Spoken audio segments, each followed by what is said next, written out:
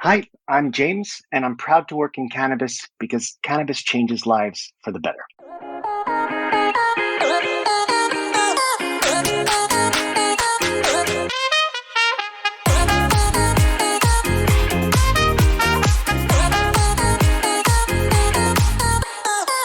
Welcome to the Proud to Work in Cannabis podcast. I'm your host, Karson Humiston, the founder of Angst, and today we are so excited to have James Kahn. James is the director of Liberty Cannabis Cares at Holistic Industries, one of the leading multi-state operators. We've been lucky enough to be working with Holistic Industries for the last few years, and we are so excited to have James here today. James, welcome. Thank you, Karson. Total pleasure to be here. To kick it off, James, give us a quick intro on your background and how you decided to make the jump into the cannabis industry. Well, I'm not sure I can do it so quickly because it's a little complicated, but my background is I'm a rabbi. I spent 6 years in rabbinical school, and after rabbinical school, I did a bunch of different things in the Jewish world, but really I was a chaplain. I worked in social services. At the same time I was doing that, my family opened up a mom and pop dispensary in DC, actually the first medical dispensary in DC. And so as I was doing my rabbi thing, I'm watching my family open up the store and I'm part of it. And I'm seeing the impact that they are having on lives. And that's why I became a rabbi in the first place, is because I wanted to help people live better. And I saw that cannabis was doing just that. And at a certain point, I realized I could probably make just as much of a difference in cannabis and help just as many people, if not more, honestly, than I was doing in my work as a rabbi. So that I realized my rabbinic superpower of kind of helping normalize uncomfortable topics or things that people don't feel comfortable talking about publicly, that I could help destigmatize them and that I really could be a force for good in the industry. And so I made the jump. And when you made the jump, did you go straight to holistic? Yeah. So I knew I couldn't work in a small dispensary space with my parents and my brother and my wife, all of whom were part of our medical cannabis dispensary in DC. But I had made a lot of connections just through that dispensary in DC in the few years prior to making the jump. And one of those connections was with Josh Genderson, who's the CEO of Holistic Industries and who helped shape the regulations in the DC medical program. So Josh had a independent mom and pop grow in DC. And at a certain point, Josh decided to take that model of Holistic Industries and expand. And when he did, he looked around and saw Tacoma's success in the way that we did business. And he saw a lot of his own values in the way my family was running the company. And he asked me to bring those values to Holistic and to help him establish Holistic outside of DC and specifically to open up his first dispensary in Maryland, the first dispensary anywhere, but it just so happened to be in Maryland. So I worked with Josh on the applications, and it was a long story, but it eventually became that we opened up the first Liberty dispensary in Maryland. I ran that store for a year, but it was never really my intention to be the GM of a retail dispensary. It's not really my skill set, although I loved doing it and really loved envisioning what a dispensary could look like and what it could be, and really recognizing that the medicine starts with the interaction between the guides and the bud tenders and the patients. But after about a year, I started working on more applications, helping us expand beyond Maryland.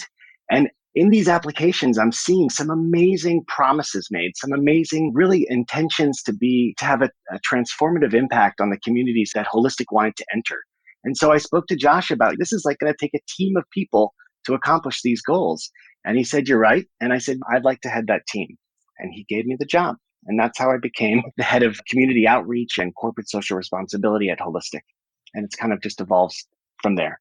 And I'm super excited to dig into the role a little bit, but talk to us a little bit about Holistic. It's amazing that you were there for when they opened the first dispensary in Maryland, and now Holistic is in multiple states, very big scale. Bring us up to date on the status of Holistic Industries as a business.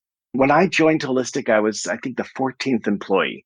And I've been with the company for almost 4.5 years. And I think we just hit 800 employees. So it's been a wild ride. We're now in 9 states and the District of Columbia. We are a vertically integrated company, meaning we have dispensaries and grow processing facilities in each of these states, and really growing not just through purchasing and M&A, which is a very typical way for large cannabis companies to operate, but winning merit-based licenses and really winning over communities and highlighting our model as distinct and the way that we engage with communities as distinct. And it's been very successful. And the name of this podcast is Proud to Work in Cannabis. And I always joke that I don't hear very many people saying they're proud to work in oil and gas. There's so many industries where you just would never wear a t-shirt saying proud to work in cannabis. And when we think about the success of so many businesses, businesses are so mission driven, and it keeps employees and team members and communities all coming together and coming back every single day. Talk to us about the mission at Holistic and how you have been part of building such a mission driven organization from day one, and the impact that you believe leading from the mission from day one has impacted your career and Holistic success. Wow, great question. Big question. Well, first, let me just comment on your point that people are proud to work in cannabis. This is, I think, one of the things that I find most compelling about the industry. Very few people are working in a cannabis dispensary because they just love retail. And very few people are working in a cannabis cultivation facility because they love indoor windowless growing rooms. It's because they love cannabis. And they appreciate the impact, the transformative impact cannabis has on people's lives. So being able to leverage that in my work, trying to make an impact in these communities, it's just been easy. And it's been fun, and it's inspiring every day. And we all know the mission of trying to just help people, right? So I had a patient in Pennsylvania reach out to us recently, and he sent the most beautiful email talking about how he served 13 years in the military, and he had really kind of forgotten what it felt like to feel comfortable. He has Crohn's, he has PTSD, and a host of other issues going on. And he said until he had tried our cart, he just hadn't felt just comfortable in years. And he wanted to thank us for that. So that little thank you was just so meaningful to our teams. But beyond even just the impact we have on individual patients, which is really at the core of Holistic, the way I met Josh Genderson was and really got to know him was because we had a mother and her son, Lisa and Jackson Layden, who were very great cannabis advocates in DC. Jackson was a young kid at the time, but he was DC's first pediatric cannabis patient. He had epilepsy, and Lisa, his mom, was flying to Colorado and California to bring back tinctures rich in THCA and CBD, and she was doing that at the risk of her own professional life and really her safety, as she could end up in jail. And so when DC's program came alive, it was a very limited program, one of the most restrictive programs in the country. In fact, growers, when you won a license to grow in DC at that time, you only were allowed to grow 95 plants. So when you're only allowed to grow 95 plants, and that includes the mothers and the cuttings, and it's nothing. And you're going to plant the most economically viable strains. What's going to be able to support the business? And it really wasn't CBD rich strain, but that's what Jackson needed. And so nobody was willing to grow CBD in DC at that time because of the way it was structured. So Lisa went around to each of the growers, and my family brought her and Jackson to go see Josh. And within a month, Josh had CBD plants growing at our DC grow. And he hired a scientist to work with Jackson's doctors at Children's Hospital. And we ended up creating a proprietary blend tincture, a CBD tincture blend that we named after him. We called it Jackson's Courage. It's still being used to this day and provided to children in the district at no cost. So that kind of captures some of what you're talking about. It's unbelievable. Caring about people is in Holistic's DNA. And I think that's why I've been able to really flourish and take off in my role at Holistic. I've really just kind of capitalized on who Josh was as a person and who this company that he created was becoming, which was a company, he just attracted people that really were passionate about the plant and passionate about its ability to help people in very difficult moments of life. So that's one part of the answer. The other part of your question was your role over the last 4.5 years as employee 14 to the business is now 800 employees. How has your role evolved? As I mentioned, we were just actually 2 licenses in DC, both of them cultivation and both of them 95 plants. So when I came in, it evolved from helping with the application in Maryland to running our dispensary, kind of imagining our dispensary experience. And I was, at the time, this was before COVID, really seeing dispensaries as almost a third space, a place where people could come and we were often the best moment of that person's day was coming to the shop. We had people that could have easily purchased enough product to take them through the month, but they wanted to shop every week or sometimes daily with us because that was their human interaction, or that was a place where they could be themselves and be real about what mattered to them and what they were struggling with and what pains they were having. Where else can you go and share all the challenges that you're having, and people actually listen and then try to help you and give you recommendations on what might be helpful? And it just recognizing the relationships and placing relationships at the center of the dispensary experience was something that we did in that first dispensary in Rockville. And then I got a chance to run it and to see it come to life. And if anyone's ever had the experience of opening up a dispensary in a community or in a state that had not had cannabis beforehand, it takes a lot of work trying to help the community feel comfortable and realize that the sky is not going to fall and that their teens will not be smoking joints more than they were before. And really that the best way to ensure the safety around cannabis is to regulate it. And that dispensaries are largely not associated with crime, and actually the opposite. So I got to run that shop, and then I transitioned to this role as director of community outreach. And really that was largely a pursuit job. I was really focused on going to communities that we were pursuing licenses in and talking to them and letting them know about the way that Holistic sets up community advisory boards, where we create a mechanism for stakeholders in the community to meet with holistic representatives on a regular basis to inform us of the challenges or concerns that the community is facing before they become like real problems. So let's say there's smell that's emanating from one of our grows. Well, we can fix that. And also just finding out what are the things that keep this community up at night? What are the challenges this community is facing? Is it homelessness?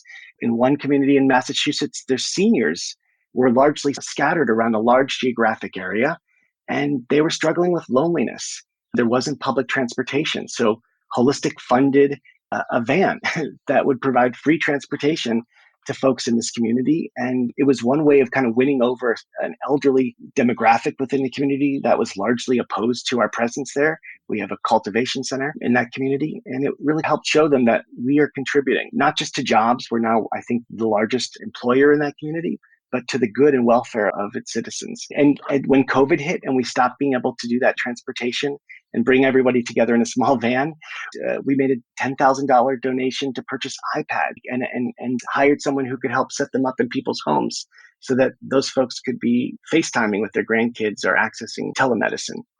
That's a bit of what I do. And it's really become a core part of our culture at Holistic, this culture of caring, right? That's really kind of leveraging the fact that so many people care and are proud to work in cannabis. I'm sure a lot of people listening to this are like, I definitely want to work in cannabis. What advice do you have to somebody considering the crossover into cannabis? And what do you wish that you would have known before you joined the cannabis industry? Wow. Well, one thing, a lot of people might be ruling out cannabis because they don't have experience, but there's no one really has a lot of experience in cannabis. And I think one of the things that good cannabis companies are doing is that they're able to see the talents that folks who have pursued other careers might have and to really benefit. So for example, the head of our marketing department at Holistic was the CEO of a major international advertising agency. In fact, the CEO of an advertising agency that was responsible for bringing Viagra to market. And if anyone remembers life before Viagra, it was pretty taboo to talk about at the time, was referred to as impotent. And so this company recognized that impotence was a really loaded term. And they came up with the phrase ED, which stands for erectile dysfunction, but they called it ED. They hired Bob Dole. And all of a sudden, everyone's asking for this little blue pill. And it's okay to talk about. In fact, it became part of popular culture. So he has been essential to really helping us break down barriers and walls that we face with cannabis, where so many people who could benefit from it have grown up with the war on drugs and Just Say No and This Is Your Brain on Drugs, and are rightfully scared of cannabis because that's what they've been taught. And so we are breaking down those barriers, and that's a great example of how someone's background doesn't need to be in cannabis to make a difference to make a real difference in the industry. We always say, keep your career, change your industry, right? There's anything that you're doing in another industry, likely those skills can be transferred into cannabis. And reality is, if there's 400,000 employees in the space today, in 5 years from now, there's going to be 1 million employees. There's 600,000 people that aren't in the cannabis industry right now that in 5 years from now will be in the cannabis industry. And they come from all different types of backgrounds, all different types of industries, and positions, and there's a place for them in cannabis. Couldn't agree. My last more. question for you, James, is looking forward at the industry, what is the impact that you hope that you bring and continue to bring? If you were looking back 5 years from now, what is one thing you're really looking forward to bringing to the cannabis and making an impact in the space? For those folks considering a career in cannabis, in my humble opinion, it's a historic opportunity to be part of history. How often do you get a chance to be part of the creation of $1 billion industry? And we know that's what cannabis is. And what that industry looks like is still yet to be ultimately decided. So for me, I hope my contribution to cannabis is to help cannabis become an industry that really reflects the values inherent in the plant itself, the values of generosity, of connection to other folks, of joy and giving. Cannabis is shared amongst folks. It's in my life, it's been a connector. How do we create an industry that really reflects the values of those plants? And how do we ensure that cannabis is a force for good, helping communities heal from damage done by cannabis prohibition, especially communities of color that suffered so significantly and unjustly from cannabis laws? I hope that I can make a difference in ensuring that cannabis is looked at, in looking back 20 years from now, as a force for good. And for everybody listening that may want to join Holistic Industries, you can go to vanx.com and look up Holistic Industries. They have over 100 open positions across all different parts of their business. Amazing team. You'd have the chance to work with James. With that, James, Yes. Thank you so much for being on the show with us today. It was amazing to have you, and we're super excited to continue watching your journey and watching Holistic continue to grow. So thank you, James. Thanks, Karson. A pleasure, and I so appreciate what you guys do. And just thanks for having me on.